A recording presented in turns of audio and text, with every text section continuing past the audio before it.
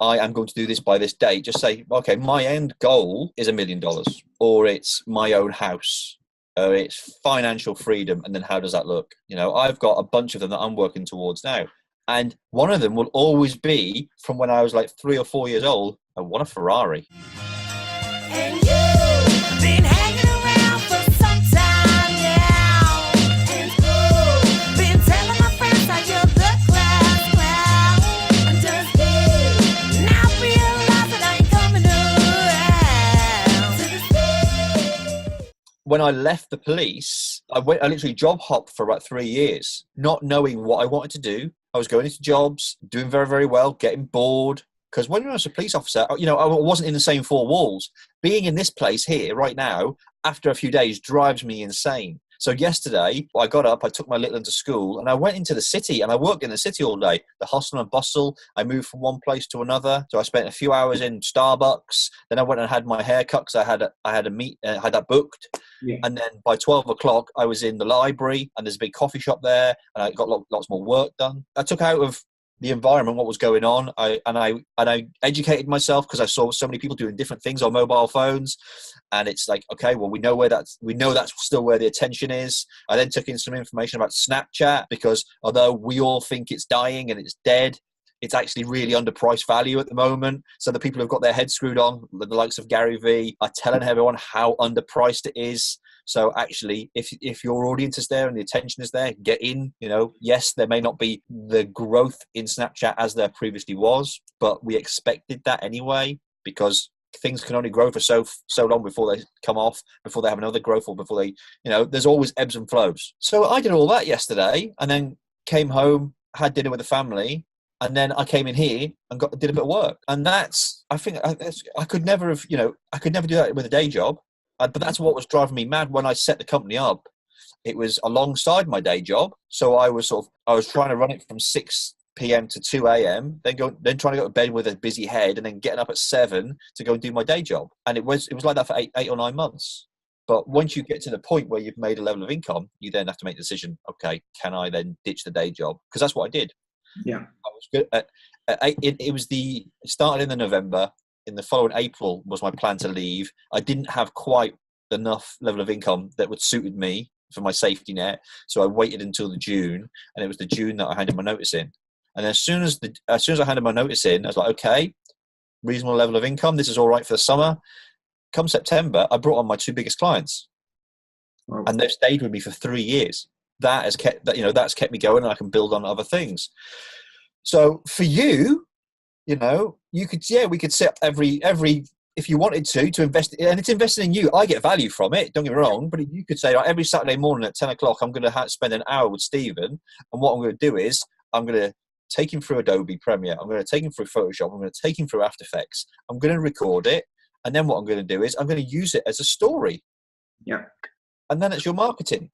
And so you could set up your own website, okay? You could put one of these videos up each week, just maybe take a section out of it. If they want to see the whole video, send them to your YouTube channel, and then write a blog every Saturday. Done from the video. And then what you do is you take the audio and put it in a podcast. Making a lot of content from just one piece of content. Yeah. Masses. So you take you find a section that's suitable for a podcast, you pop that in your podcast. Okay. And you might want to do an intro and outro, or, you know, sculpt it so it's suitable for the platform. Yep. Take a piece out that's a 1 minute section that's a tip for Facebook, another piece that's good and might be a tip for Instagram, so a different type of thing. So you've got maybe an hour's worth of video content. You can just slice pieces up. You're so good at making and doing what you do. Look at the intros you did for the Big Show and Stephen Says. They're amazing. Do your own. Yeah. And you are then this creator. And then what you've got is your storytelling, what you're doing. And then the simple thing is, you then, you know, look at maybe some Facebook ads, and you're selling something low level, you know, $5, $10, $20. And then you start to build your list, and then it's like $20 webinar. And if you've got 3,000 people on your list, that's $6,000 from one webinar Or if you're just doing Facebook ads, that could just run all the time. Set it up to a PayPal account and just let the money just trickle in while you're doing your day job and other things. And all you've done is an hour with me on a Saturday to get the content. And then what you've done is maybe a few hours hustle later on to edit that content. You're quick at what you do. I need 5 minutes for a blog. Cool. I need 1 minute for Instagram. I want 10, 20 or 30-second clips for Twitter, and I'll put them out throughout the day. I want a minute for Facebook. And it might be the fact that you've got all of that and you just go Instagram stories. It's just like a quick clip from this. I'm editing this. This is Stephen. Say hi. We make it as part of the video or whatever. Have some fun with it. Why not? It's like a weekly show. It's like a one-to-one tutorial. Or you could even set up Facebook Live behind you. Yeah. You know, it's great. I think it's great. Yeah, because it's all around what you do and it's storytelling your journey. So it makes perfect sense. Right now I'm storytelling the story of others. Yes, you are. But that could also be your story too. Tell people that you're hustling. I am working my day job. I am doing this at weekends. I'm doing something. And it's just then getting into, but keep it simple. Yeah. You'll get to a point a few months in, and I do it all the time. This summer for me has been a bit, whoa, everywhere, being a bit crazy because I've done so many different things, whereas in August usually what we do is we nail down and we give other people lots of value, so we run some social for them for free because we know August is a difficult month. What I've done this August is literally I've battened down the hatches and I've worked, and although there's been good things come out of it, it's not been as successful as I wanted it to be because I've allowed myself to be at home quite a lot and work from home. Therefore, I've got distracted. And that's just me being completely honest. So I would imagine it's been a 50-50, 60-40 split of good work and some leisure time. Well, not even leisure. It's just spending some time with my daughter. So time with the kids. Yeah. So it's not worked as I'd hoped. But actually, I did need a rest as well. And that's my thing. Rest is the new hustle. Don't forget to rest. Because if you don't rest, you can't hustle. I've realised this since I've been diagnosed with bowel disease, and I've had these challenges, and I'm finding out what foods work and don't work for me. You know, I was away a couple of weeks ago, and I had a bagel. It was a bagel with avocado, and it had very, very tiny like flakes of chili on. It just ripped my insides out. Honestly, I thought I was dying. I just can't have chili. The reason I know that now is because 2 or 3 weeks prior to that, we went to a restaurant. They had some chilies very finely diced in some pasta, and I could feel the chili coming through my intestine like a piece of barbed wire was being dragged. The pain, I thought I was in labor. But this is part of my story now. Yeah. You know, there'll be people out there who are saying, oh, you know, he's doing this, he's doing that, but they're not my audience. I've asked people what they would like to see, and they've said, you know, and it's coming up about a 50-50 split of personal and business. Yeah. You know, I did it on the Instagram poll the other day.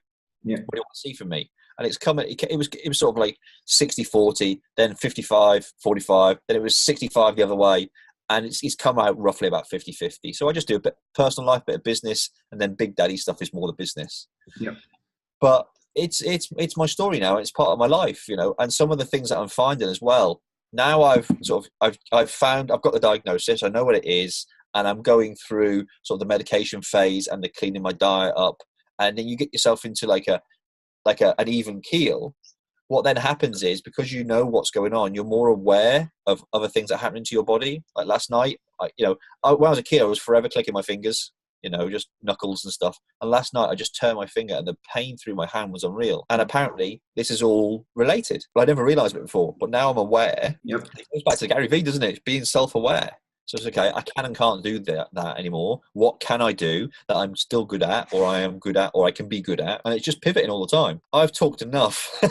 Yeah. But you've got no excuses now to get a whiteboard or a piece of paper and just have a vision. So, okay, in 5 years' time, my goal is $1 million in my bank. Fine. How do I work back for it? What do I need to do? It's a website called eofire.com. Yeah, I think I heard of it. And he's great. It's a really, it gives you, and what he does is in his top right hand corner of his website, he shows you what he's making each month. And we're in October, and he's made $200,000 so far. Wow. Because he's got his products, he's got his services, he is an industry leader, and it's just building up to that, isn't it? And he's only been doing it for what, 4 years, 5 years? And he shows what he's making. So he said, like, okay, the first 365 days, this is what I made per day.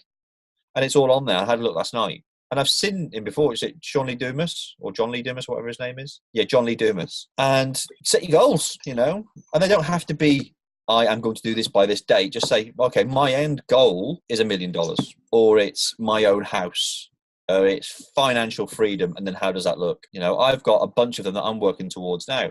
And one of them will always be from when I was like 3 or 4 years old. I want a Ferrari. That's my car. I'll show you. There's my goal. And I will get a Ferrari. I will have a Ferrari. That's not me being egotistical or me being flash or anything. It's just that I've wanted that from when I was a kid.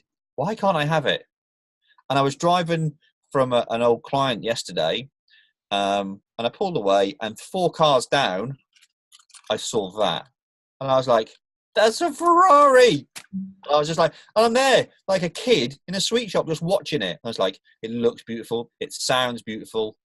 And I wasn't like, wanker. I was like, fair play to him. Whatever he has done or she has done in that car, they have earned the money, whatever it is, to buy that car.